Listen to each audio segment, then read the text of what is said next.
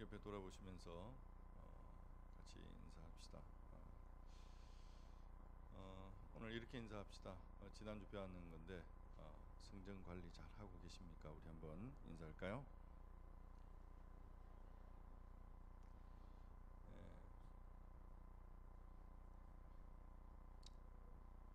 예, 다시 한번 의무를 지나 기쁨에 이릅시다. 이렇게 한번 인사합시다.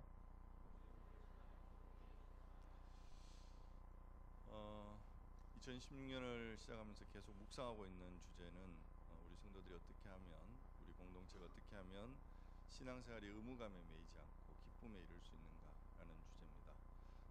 그래서 성령이 우리 안에 오셔야 되겠다. 여러분, 성령이 저와 여러분 안에 오신 줄로 믿습니다.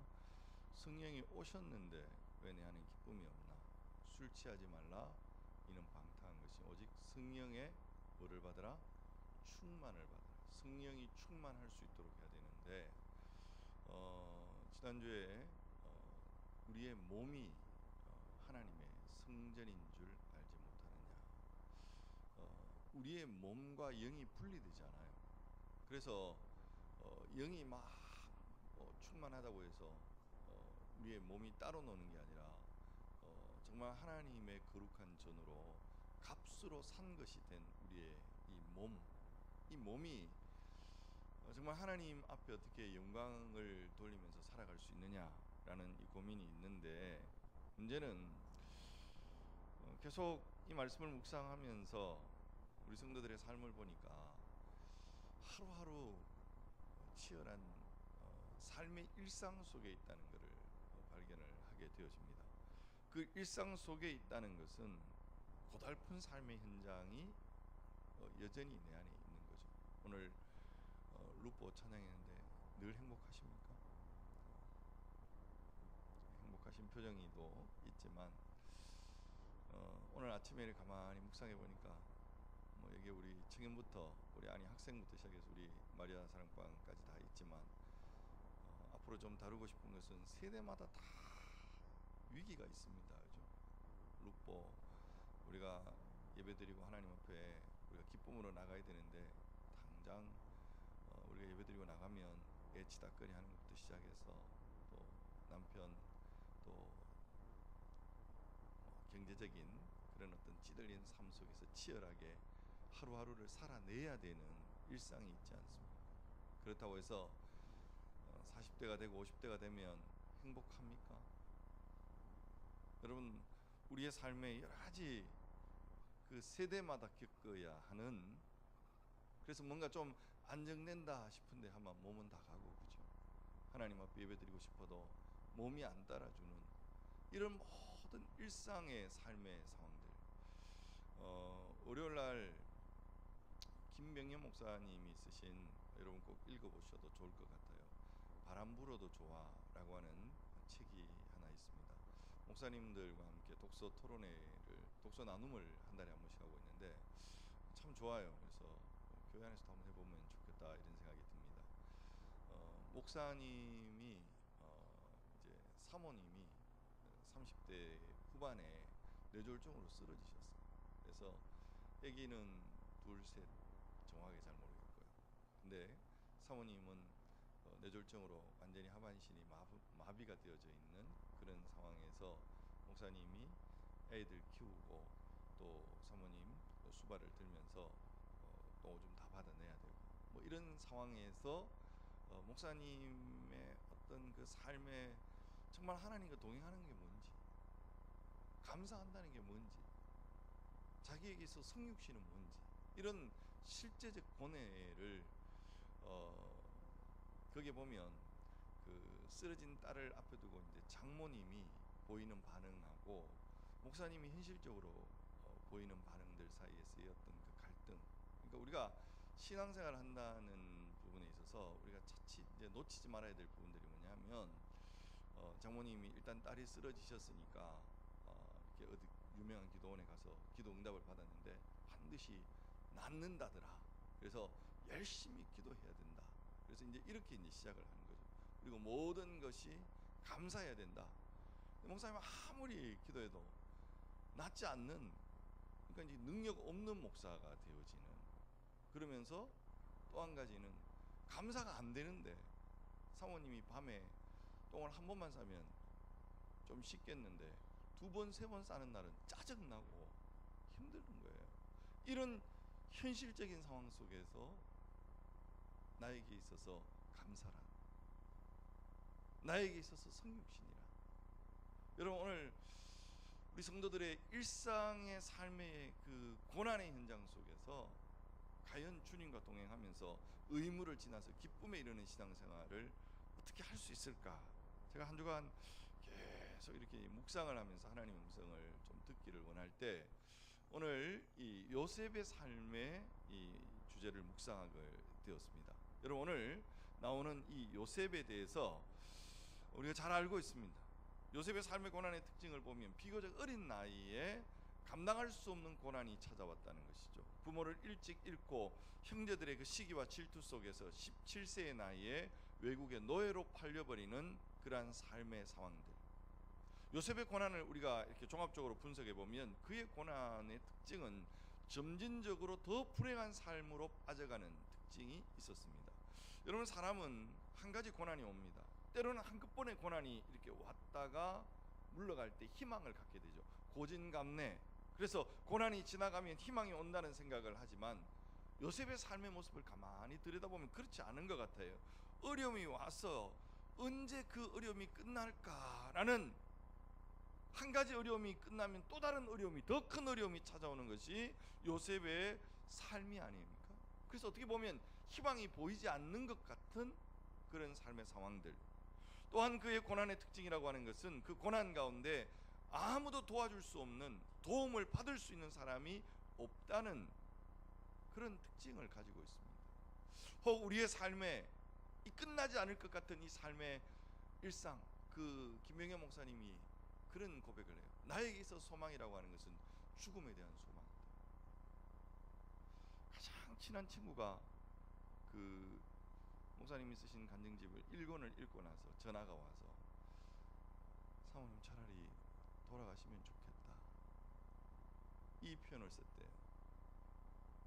자기도 솔직히 그 고백이 틀리지 않는 고백이고 자신도 이 육체의 이 장막에서 벗어나는 것이 어쩌면 내 삶의 유일한 희망이 아닐까라는 생각을 솔직히 할 수밖에 없는 현실이, 여러분 오늘도 우리의 삶에는 이런 고난의 어떤 현장이 있어요. 여러분 우리가 교회에서 고난당하고 있는 성도들에게 너무 쉽게 동정하지도 말고 너무 쉽게 권면하지도 말고 우리가 눈물 흘린 자와 함께 같이 울어주고 기뻐할 수 있는 사람들과 함께 기뻐하는 것, 여러분 함께 머물 수 있는 이런 삶의 모습들이 필요한데 너무 우리가 쉽게, 제가 이렇게 생각하는 게 뭐냐면 설교도 참 너무 쉽게 했구나라는 생각을 참 많이 해요. 제가 성도들의 입장에 깊이 공감하고 삶의 그 아픔을 같이 느끼면서 이 말씀을 담아낼 수 있어야 되는데 여러분 그러한 고민들이 제게 있습니다.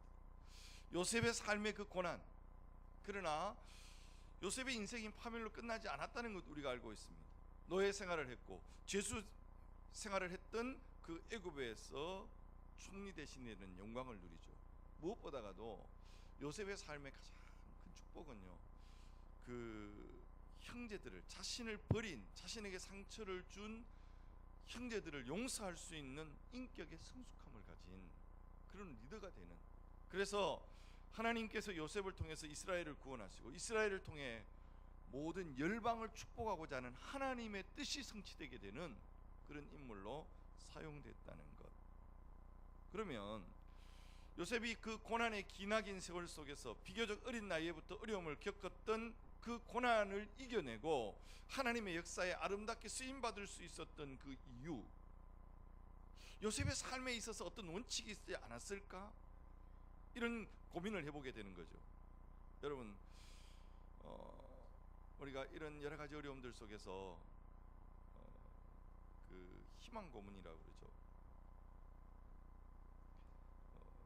나치의 치하에서 신문을 당했던 그 목사님의 그 글을 읽어보면 이런 이야기가 있어요.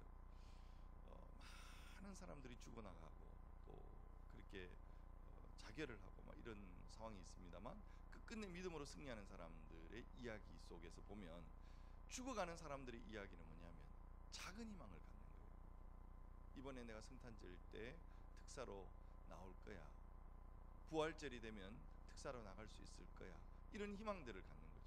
근데 문제는 그 희망을 가졌다가 안 오면 좌절하고 또 좌절하고 그 좌절이 쌓여서 결국 희망이 없는, 희망을 포기하게 되어지는, 여러분 이런 작은 희망들에 매이는 것이 아니라 적어도 여러분 오늘도 요셉이 가졌던 삶의 원칙 속에서 오늘 우리가 하나님과 뭔가 바른 관계를 형성할 수 있다면 오늘 우리의 삶 속에 지금 여전히 치열하게 부딪히는 삶의 현실 속에서 말이에요, 여러분 그 고난의 현장 속에서 의무감을 넘어서는 그 기쁨에 이르는 신앙생활의 본질이 뭔지를 우리가 찾을 수 있을 텐데 어떻게 우리가 그것을 발견해낼 수 있을까? 오늘 장로님 기도 속에서 정말 아이가 부모를 죽이고 부모가 자식을 죽이는 무정한 세상이 아닙니까? 여러분 요즘 교권이 무너지고 뭐 모든 그 권위가 무너지고 있는 이러한 시대 속에, 원칙이 무너지고 있는 이러한 시대 속에 수많은 사람들이 아파트에서 막 뛰어내리잖아요. 여러분 그러한 삶의 상황들을 보면서 어떤 사람이 그런 이야기를 하더라고요. 내가 이런 일 가지고 죽으면 나는 하루에 수십 번도 올라가야지. 여러분 솔직히 말해서 그런 자결하는 이유들을 볼 때에 내가 그런 이유라면 나도 아파트에 이미 올라갔고 이미 내가 수십 번 자결을 생각할 수 있는 그런 사람들이 오늘 여기에 사실은 있지 않습니까? 오늘 이런 모든 삶의 상황들 속에 일상 속에 성령 충만, 그것이 어떤 것이고 오늘도 정말 하나님 안에서 이 고난을 극복하면서 기쁨에 이르는 신앙의 본질을 우리가 어떻게 찾을 수 있는가? 요셉은 그 삶의 본질이 무엇이었는가? 그 원칙이 무엇이었던가? 세 가지를 잠깐 우리가 생각을 해보면, 먼저는 하나님과의 관계의 우선순위를 삼고 날마다 하나님과 교제하는 삶. 우리 찬양 오늘 제가 뭔가 통했나요? 제가 말 안 했는데, 날마다 숨쉬는 순간마다 뭐를 봐요? 내 앞에 어려움을 보는 거예요. 그 삶의 상황 속에서 하나님과의 그 관계의 우선순위를 두었다. 여러분 오늘 요셉과 관련되는 성경의 그 기사들을 보면 가장 많이 나오는 말이 뭐냐면 하나님이 요셉과 함께 했다는 말이고 형통케 하셨다는 말이에요. 여러분 39장에 여러분 2절 3절 말씀을 우리 같이 한번 읽어볼게요. 다 같이 한번 읽겠습니다. 시작. 여호와께서 요셉과 함께 하심으로 그가 형통한 자가 되어 그의 주인 애굽 사람의 집에 있으니 그의 주인이 여호와께서 그와 함께 하심을 보며 또 여호와께서 그의 범사에 형통하게 하심을 보았더라. 아멘. 요셉이 보디발의 아내의 그 유혹을 물리치는 대신에 누명을 쓰고 감옥에 갇혔을 때에 마찬가지예요. 여러분 거기에 21절 말씀부터 23절 말씀까지 한번 보십시오. 여호와께서 요셉과 함께 하시고 그에게 인자를 더하사 간수장에게 은혜를 받게 하시매 간수장이 옥중 제수를 다 요셉의 손에 맡김으로 그 재반 사물을 요셉이 처리하고 23절 같이 한번 읽읍시다. 시작. 간수장은 그의 손에 맡긴 것을 무엇이든지 살펴보지 아니하였으니 이는 여호와께서 요셉과 함께 하심이라 여호와께서 그를 범사에 형통하게 하셨더라. 여러분 요셉의 삶에 있어서 하나님과의 관계에 우선순위를 두었다는 것을 또렷이 볼 수 있는 오늘 그 현장이에요.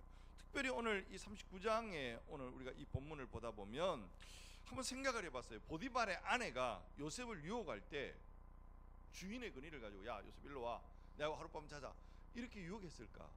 그렇지 않을 거예요. 아마 여러분 예쁘게 옷 입고 또 향수도 뿌리고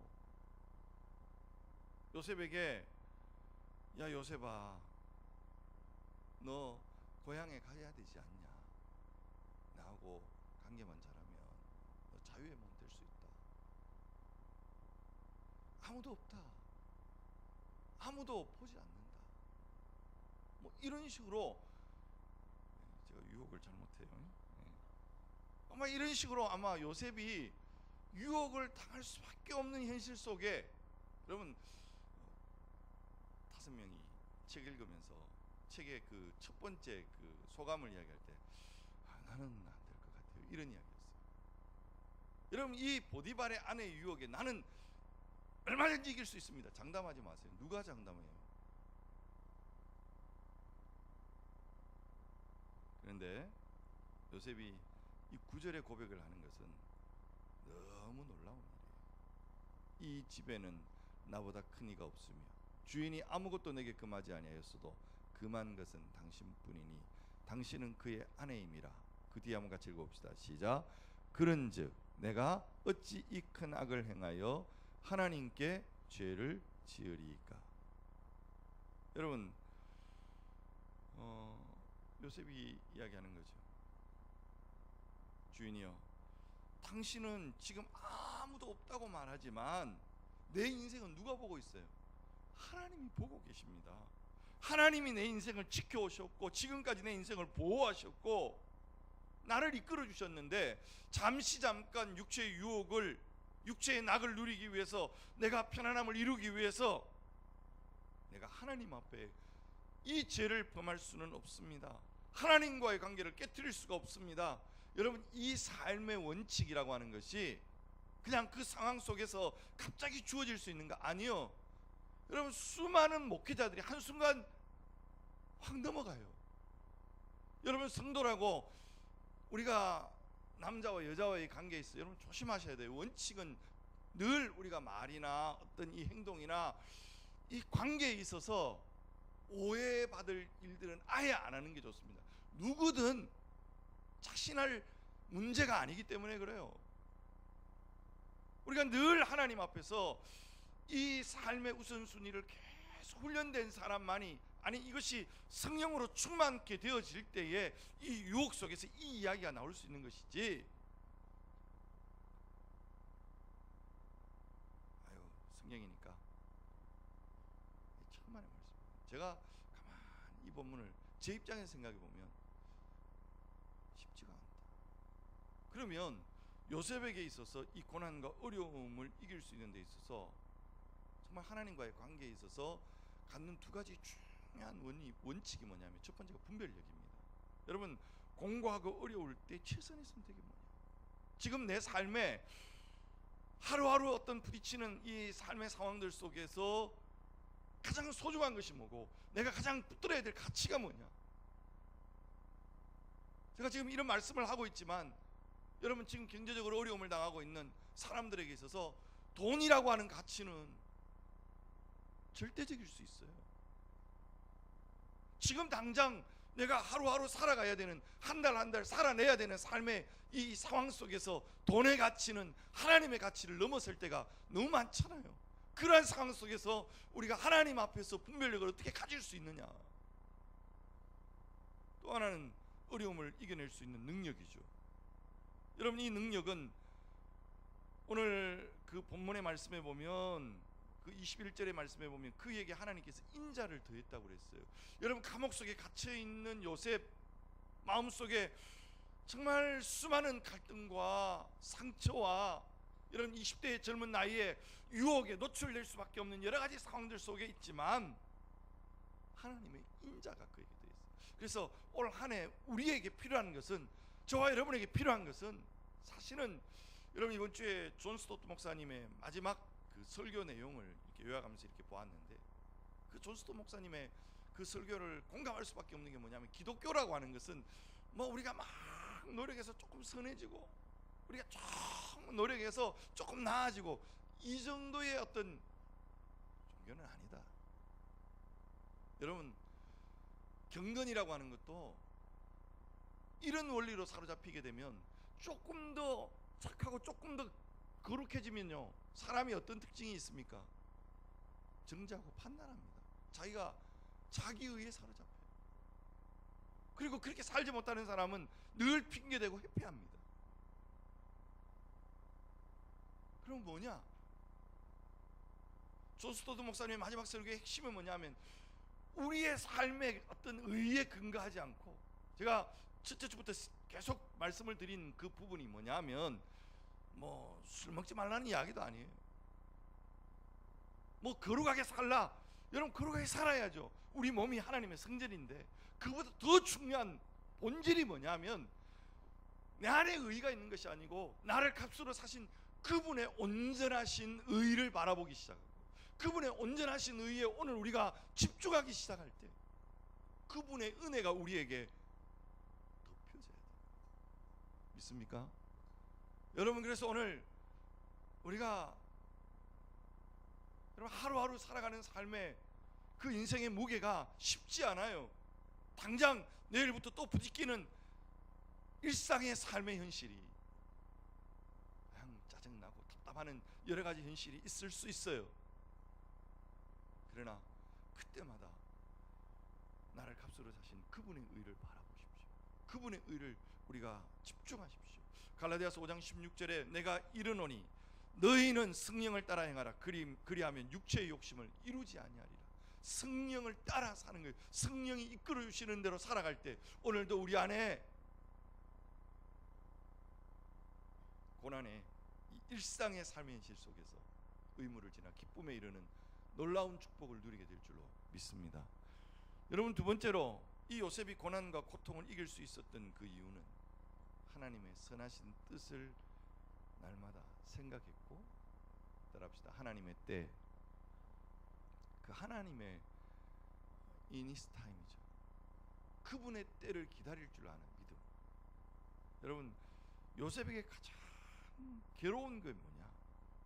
미래가 없다는 게 아니에요. 여러분, 앞이 보이지 않는, 지금 노예로 팔려와 있는, 그래서 팔려와 있는 집에 다행히 좀 주인의 은혜를 입어서 형편이 좀 나아지는가 싶었는데 감옥에 갇혔어요. 감옥에서도 기회를 그래도 또 얻어요. 그래서 모든 죄수들을 맡기고 모든 재반 업무를 맡기는, 그래서 뭔가 좀 나아지는가 싶었어요. 거기서 만난 사람들이 자기에게 뭔가 희망을 줄 것처럼 보였어요. 그러나 잊어버려요. 이런 고난이 계속 이어질 때 내가 정말 이렇게 살아야 되는가? 내 인생이 여기서 끝나면 어쩌나?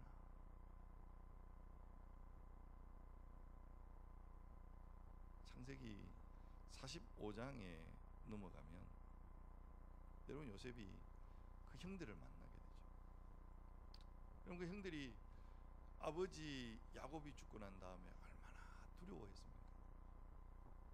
왜냐하면 이제는 아버지도 죽고 나니까 요셉의 마음속에 있는 보통 사람이라면 결국 그게 있잖아요.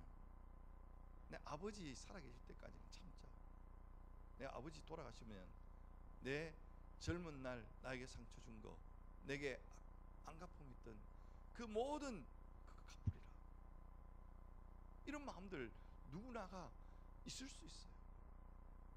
근데 그때 요셉이 했던 말, 형님들, 내가 내 인생을 돌아보건대 형님들이 나를 판 것처럼 두려워하지 마십시오. 형님들이 나를 판 게 아니라 나는 하나님께서 내 집안과 오늘도 민족을 구원하고자 나를 앞서 보내셨을 뿐입니다. 지난날 지냈던 그 모든 감옥과 노예 생활, 하나님의 뜻과 하나님의 섭리가 있었음을 나는 발견합니다. 여러분, 가만히 인생은 결국은 뒤돌아보면 하나님의 뜻과 섭리를 발견하는 거죠. 그러면 오늘의 현장 속에서는요, 사실 요셉이 매일매일의 삶 속에서 하나님의 뜻, 하나님의 그 모든 계획들을 다 이해했을까? 저는 몰랐을 것 같아요. 여러분, 요셉이 보디발의 아내를 강간했다는 누명을 뒤집어쓰고 감옥에 갇히죠. 그러나 정확하게 보면 이거는 감옥에 갇힐 일이 아니죠. 노예인데 당장에 사형에 처했어야 될 사건이었습니다. 근데 보디발의 입장에서 보면 아는 거죠. 부인의 문제를 아는 거죠. 그래서 감옥에 가두어 둔 거예요. 근데 이 요셉이 감옥에 갇혀서 만약에 감옥에 있는 사람들한테 내 사정 좀 들어주세요, 나는 절대로 한치의 부끄럼 없이, 저 같았으면 아마 발짝 뛰고 그냥 막 뒤집어졌어요. 그냥 속상해서 견딜 수 없는 그 마음들을 토로하면서 나는 절대로 저 여자가 보디발의 아내가 막 이러고 떠들어댔으면 보디발이 요셉을 죽일 수밖에 없어요. 그렇잖아요? 그러나 이때 침묵하면서 하나님의 때를 기다렸던 요셉을 생각해 봅니다. 또 한 가지, 요셉의 꿈을 해석했던 그 간원이, 술 맡은 간원이죠.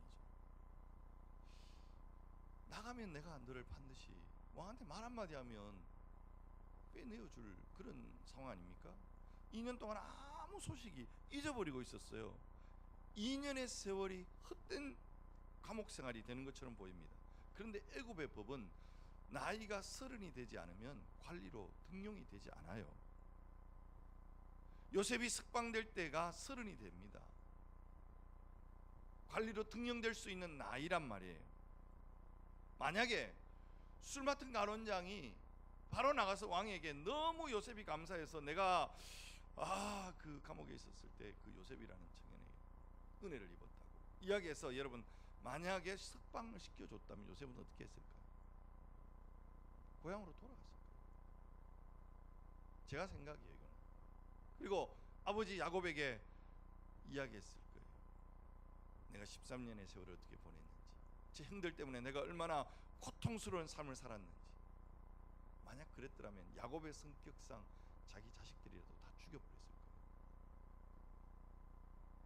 가정에 엄청난 비극과 또 다른 여러 가지 삶의 상황들, 하나님의 계획은 또다시 수정돼야 되지 않을까요? 여기에 또 우리가 한번 생각해 볼 수 있는 것은, 요셉이, 죄수였던 요셉이 만약에 관리로 등용되었다면 애굽의 관리들은 바보입니까? 여러분 요즘 보면 기가 차잖아요. 이 정치판이 도대체 어디로 갈지 희망이 보이지 않잖아요. 얼마나 많은 질시와 경계를 받았을까요? 그러나 하나님의 상황은 그들의 힘으로는, 우리의 힘으로는 도무지 해결할 길이 없는, 누구든지 좋다, 어린아이라도 좋다, 이 문제 누구든지 해결할 수 있다면 우리의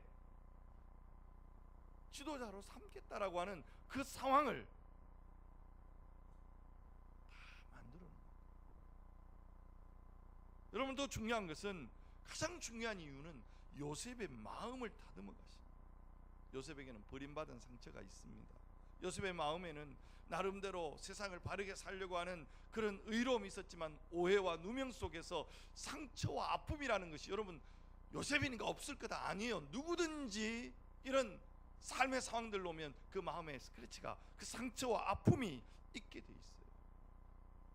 근데 여러분 기억하셔야 될 것은, 한해 맺힌 사람을 하나님이 사용하지 않습니다. 여러분 한 맺힌 사람 되지 마세요. 하나님은 한 맺힌 사람을 쓸 수가 없어요. 하나님 앞에 상처가 드러나고 치유가 돼야 되죠.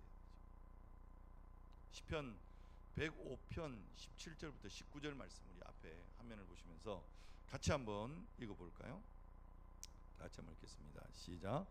그가 한 사람을 앞서 보내셨으며 요셉이 종으로 팔렸도다.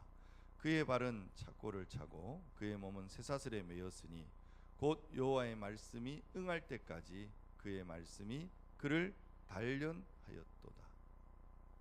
하나님의 말씀이 응할 때까지 그 말씀이 그를 뭐 했다고요? 단련했대요. 감옥에 있는 동안 하나님이 훈련시키고 하나님의 그 거룩한 마음을 알아가게 하시고 형제들을 용서할 수 있는 성숙한 인격으로 만들어가는, 여러분, 사실은 우리의 이 고난의 일상의 삶의 현장 속에서 날마다 기도하기를 원하지만 기도해봐도 특별한 거 없고, 여전히 내 삶의 현장 속에서 부딪히는 현실 속에서, 김영애 목사님 표현은 그래요. 아침에 자고 일어나면 여전히 아이들 밥 먹이고 학교 보내야 되는 그 치열한 일상, 여전히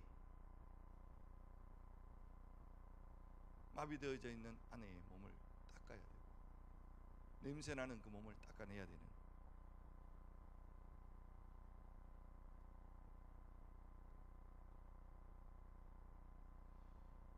그분이 쓴 책 중에 아직 안 샀는데, 아빠, 우리 가정은 왜 이렇게 행복할까? 이게 자녀들의 고백이에요.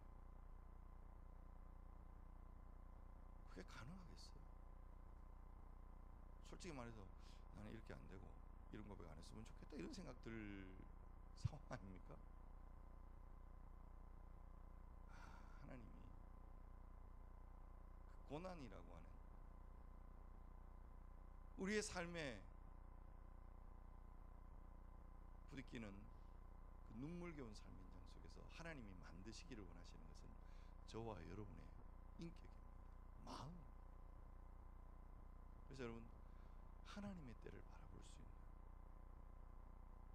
왜 내게 why? 언제까지, 어느 때까지 끝이 보이지 않는 이 고난의 현장 속에서 끝까지 하나님의 때, 하나님의 섭리를 생각할 수 있는 그런 저와 여러분 될 수 있기를 바라요. 나가서 요셉의 그 고난과 고통을 이길 수 있었던 비결, 마지막은 봉사의 삶입니다. 여러분, 일평생 요셉의 삶을 바라다 보면 어떤 상황 속에서도 그런 봉사하며 섬기면서 사는 것을 보게 되어지죠. 형들에게 팔려서 애굽에 왔을 때 요셉이 노예로 살면서 어떤 생각했겠어요? 내가 채색 옷 입고 아버지 사랑받으면서 호의호식하면서 살았는데 내가 지금 이 집에 허드렛 일을 해, 내가 노예로 살아야 되나? 여러분, 신세 한탄 얼마나 힘들었을게요. 시편 105편 읽었지만 그의 발에 착고에 상하여 그 몸이 쇠사슬에 매였다고 그랬어요.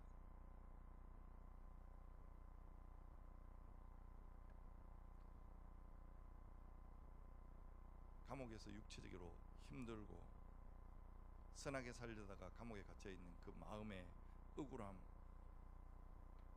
우리는 섬김이라는 것을 생각할 때 늘 여유가 있고 좀 내 삶이 나아지면 늘 이런 생각들을 하잖아요. 그런데 요셉이 어쩌면 보디발의 집에서 일하고 뭐 이런 거는 또 괜찮았을 것 같아요. 그러나 사람을 섬기는 게, 여러분, 섬기다 보면 사람 섬기는 게 쉽지가 않습니다.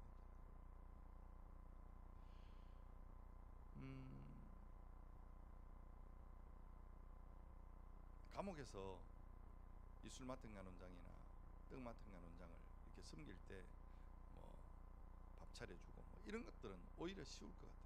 정말 힘든 게 뭐였을까? 속상한 사람 이야기 들어주는 게 가장 힘들지 않았을까 싶은 생각이 듭니다. 여러분, 감옥에 들어온 사람들이 얼마나 억울했겠어요. 마음의 상처와 분노 어디엔가 쏟아놔야 되는데 요셉이 그 이야기를 잘 들어줬어. 그게 섬김이에요. 여러분, 셀의 가장 큰 섬김은 이야기를 잘 들어주는 거예요. 우리가 이야기를 듣다가 보면 했던 이야기 또 하고 뭐 뻔한 이야기 또 합니다. 그러면 막 먼 산 보고 막 글 쓰고 막 이러지 마세요. 섬김 중에 가장 큰 섬김은 뻔한 이야기인데 눈을 직시하고 적극적 경청을 하고 우리가 마음으로 함께 같이 공감해주는, 요셉이 아마 그랬을 것 같아요. 참 힘드셨겠습니다. 어려웠겠습니다. 제가 생각할 때는 이 술 맡은 간원장이나 이 떡마튼 간원장이 나이로 봐서 했던 이야기 또 했을 나이에요. 2년 동안 매일 했던 이야기 감옥에서 해봐야. 근데 여러분, 이 섬김과 이 봉사의 삶이라고 하는 것이 결과적으로는 요셉이 총리 되는 데 있어서 결정적인 어떤 그 학습 효과를 했다는 생각을 해보게 됩니다. 정치적으로 정치하던 사람의 감옥에 갇혔으면 하는 이야기가 뭐겠어요? 결국 정치 이야기 하겠죠. 경제 이야기 하겠죠. 군사에 대한 이야기 하겠죠.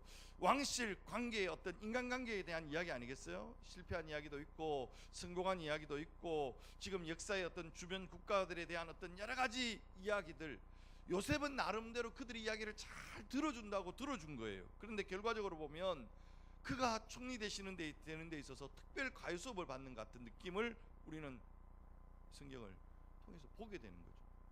애굽의 정치에 대하여, 그 정치의 역학 구조에 대하여, 경제에 대하여, 사회 문화에 대하여, 사람들 인물 됨됨이에 대해서 하나하나 다 이해할 수 있어요. 요셉이 보디발의 집에서도 가정 총무로서 이 재정을 운영하는, 여러분 가정의 재정 운영을 잘 할 수 있는 사람이 결국 나라 경제 운영을 잘 할 수 있는 사람이 아니겠어요?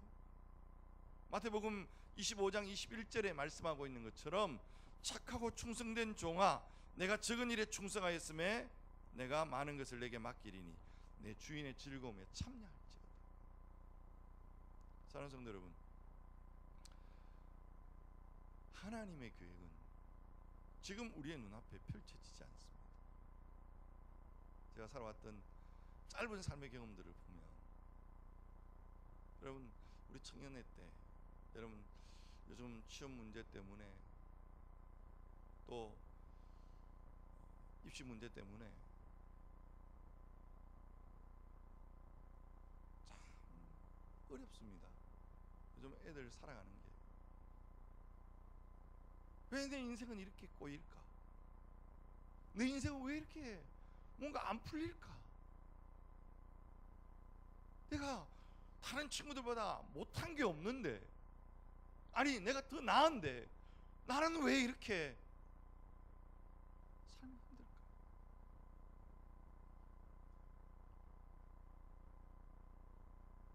오늘도 하루하루 살아내야 되는 삶의 무게감이 너무나 무겁게 느껴지고, 그 속에 뭐 성령 충만을 이야기하고 의무감을 지나 기쁨에 뭐 이러는 신앙생활을 이야기하는데 속으로 목사님 하루하루 버티는 것도 힘들어요, 이렇게 말하고 싶은 여러분들을 향해 오늘 요셉이 말한다면 이렇게 이야기하지 않겠습니까? 나는 어떤 환경 속에서도 희망 버리지 않았습니다. 하나님께서 붙드시고 반드시 승리케 하신다는 그 믿음의 확신들. 그래서 하나님과 교제하는 그 일에 내 삶의 우선순위는 늘 있었습니다. 하나님의 인자하심이 내게 있었고 하나님의 은혜가 내게 있었고, 그래서 내 인생 절망하고 낙심하고 좌절하고 수없이 무너지는, 아니 그 마음속에 요셉은 요셉이니까 한 번도, 아니요, 솔직히 오늘 우리 깨놓고, 여러분 하루에도 수십 번 그냥 속에서 막 답답한 감정들, 그냥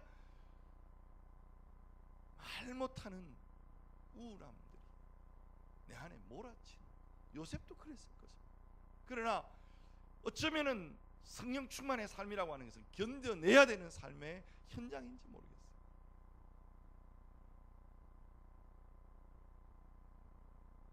때를 기다릴 줄 아는 하나님 언제입니까? 어느 때? 그때가 끝이 보이지 않을 것만 같은, 정말 죽음이 오늘도 내하게 와야만이 그 문제가 해결될 것만 같은 그런 현실의 답답함이 있다 할지라도 하나님의 때를 기다리며 인내했습니다. 그리고 오늘 이 시간, 오늘 나의 주어진 삶의 현장 속에 내가 섬길 수 있는 작은 헌신이 있지, 하나님을 향해서 섬기는 삶, 봉사의 삶을 살아낼 때 오늘도 우리에게 의무를 넘어서는 하나님의 기쁨이 우리에게 주어지는 것이 아닐까. 성경은 우리에게 한 번도 환난과 어려움이 없다고 말하지 않습니다. 그 환난과 어려움을 이겨냈다고 이야기하죠. 요셉의 승리의 비결, 아마 요셉이 가장 사랑하는 성경의 구절이 뭐냐라고 묻는다면 지금의 요셉이라면 우리가 알거니와 하나님을 사랑하는 자 곧 그 뜻대로 부르심을 입은 자들에게는 모든 것이 합력하여 선을 이루느니라. 오늘 이 약속의 말씀이 저와 여러분에게도 유효하고 오늘 이 한 주간이 또 주와 함께 더불어 동행하는, 그래서 주님 주신 은혜로 우리의 삶을 채워가는 귀한 축복이 우리 모두에게 있기를 주님의 이름으로 축원합니다. 사랑하신 아버지 하나님, 성령에 이끌리는 삶을 2016년 살아내기를 소원합니다. 우리의 신앙생활이 의무감에 매여서 기쁨을 상실한 그런 신앙이 아니라 오직 성령의 충만함을 받고 오늘도 내 안에 거하시는 거룩한 성령 하나님과 동행하는 이 한 해가 되어지기를 원합니다. 하나님, 그러나 오늘도 하루하루 부딪혀오는 내 삶의 현장은 지루한 일상이고 그 속에서 치열하게 부딪히는 고난의 삶의 현장이 끝없이 다가오고 있는 하나님, 이 현실을 봅니다. 하나님, 이 현실의 삶 속에서 하나님과의 관계도 무너져버리고 하나님의 때를 생각할 겨를도 없이 하루하루를 살아가고 있는 우리들의 모습은 아닌지, 요셉이 가졌던 삶의 원칙을 다시 한번 이 안에 우리가 회복할 수 있도록 도와주시기를 원합니다. 하나님과의 우선순위를 놓지 않도록 늘 말씀으로 기도함으로 하나님의 은혜를 입는 우리 모든 구일의 공동체가 되어질 수 있도록 도와주시기를 원합니다. 지치고 피곤한 삶의 현실이지만 예수님이 그러셨던 것처럼 기도로 우리의 삶을 뚫어내는 우리 모든 성도들 되게 하여 주시기를 원합니다. 하나님, 하나님의 때를 바라볼 수 있는 믿음을 우리에게 허락하여 주시옵소서. 하나님의 때를 바라보며 날마다 오늘도 믿음으로 함께 섬기며 봉사하며 나아갈 때 하나님, 하루하루의 삶 속에 하나님의 공급하신 은혜, 하나님이 채워주시는 그 삶의 기쁨, 하나님의 주시는 그 놀라운 사랑이 오늘도 우리를 강권하고 이끌어가는 이 한 해가 되게 하여 주시옵소서. 감사합니다. 예수님의 이름으로 간절히 기도하옵나이다. 아멘.